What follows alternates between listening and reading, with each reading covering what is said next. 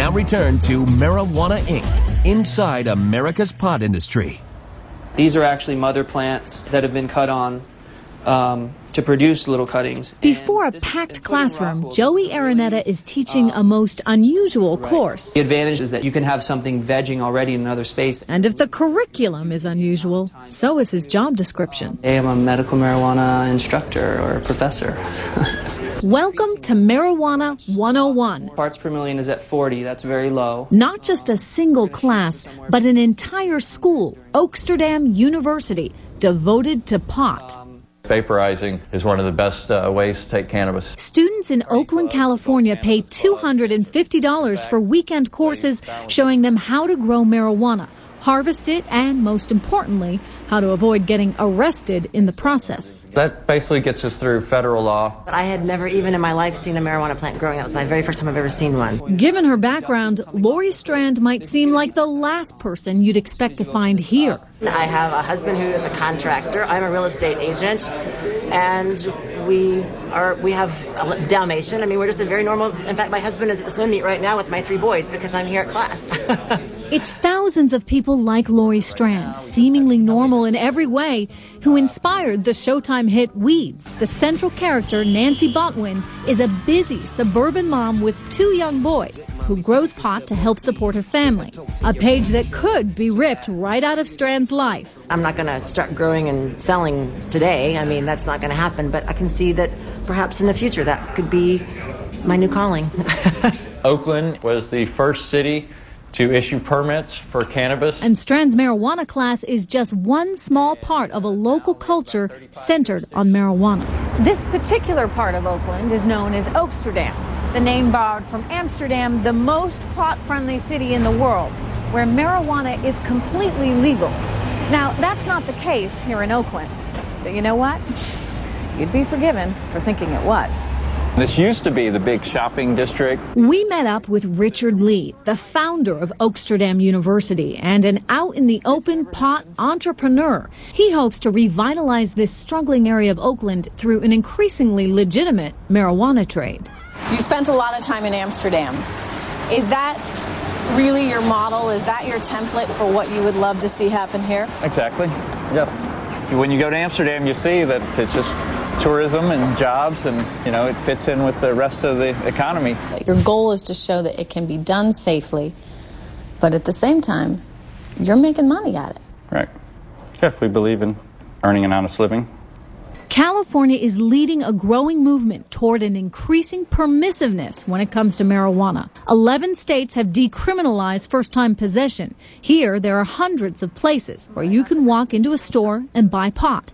All it takes is a doctor's recommendation, remarkably easy to come by, which entitles you to a medical marijuana card.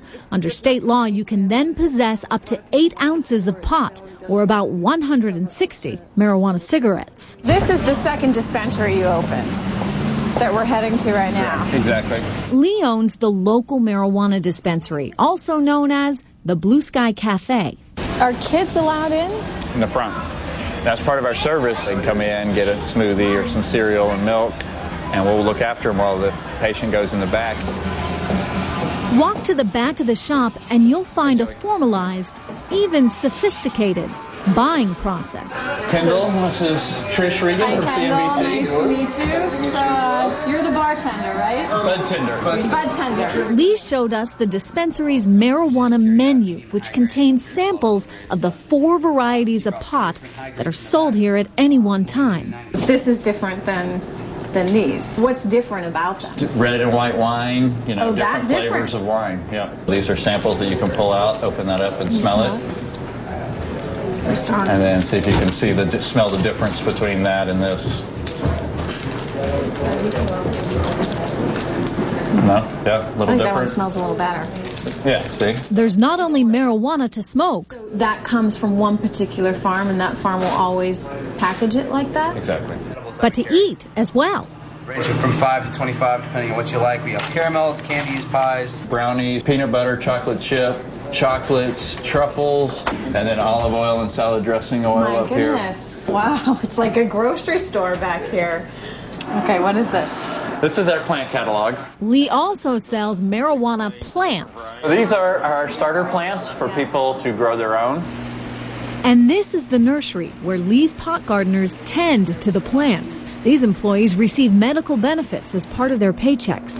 Even the state of California has its hand in the marijuana till. It's $44. Sending letters to the dispensaries reminding them of their obligation to pay tax on all the pot sold. In 2006, the state collected more than $11 million in sales tax revenue. How much money do you pay in sales tax to the state of California every year? $300,000.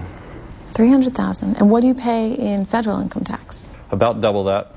About $500,000, $600,000. So the government's making money off you too. Definitely. And yet his entire enterprise comes with considerable risk.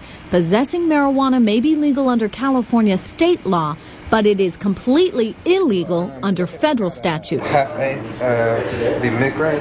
And the more you sell, any edibles or hash or anything, the greater the chances of being busted by the DEA, which Richard Lee knows all too well. How often do you get the marijuana in? Every week, every month? Every week.